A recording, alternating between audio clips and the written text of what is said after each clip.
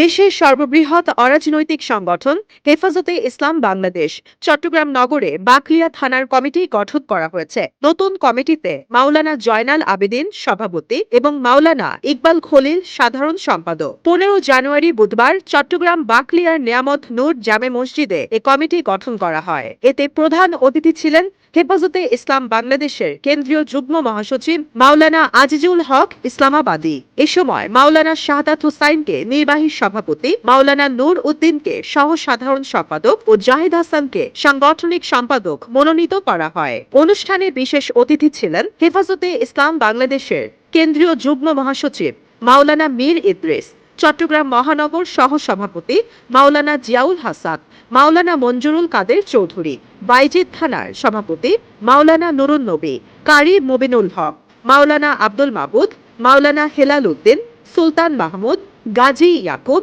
পাঁচলাইশ থানার সেক্রেটারি মাওলানা কুতুবউদ্দিন, কেন্দ্রীয় নেতা মাওলানা জাকারিয়া। উপস্থিত ছিলেন চট্টগ্রাম মহানগর নেতা কলিমুল্লাহ, মাওলানা ইয়াসিন, মাওলানা শিবলি নোমানী, মাওলানা মাহমুদুল্লাহ, মাওলানা নুরুল্লাহ মাদানী, মাওলানা আরিফ, মাওলানা মাহমুদুল হক, মাওলানা নাসরুল্লাহ মাদানী, মাওলানা সোয়াইব, মোহাম্মদ ওমর ফারুক, মাওলানা হাবিবুর রহমান, মাওলানা আইয়ুব, মাওলানা আতিক বিন ওসমান ও নজরুল ইসলাম। আলোকিত চট্টগ্রাম নিউজ ডেস্ক।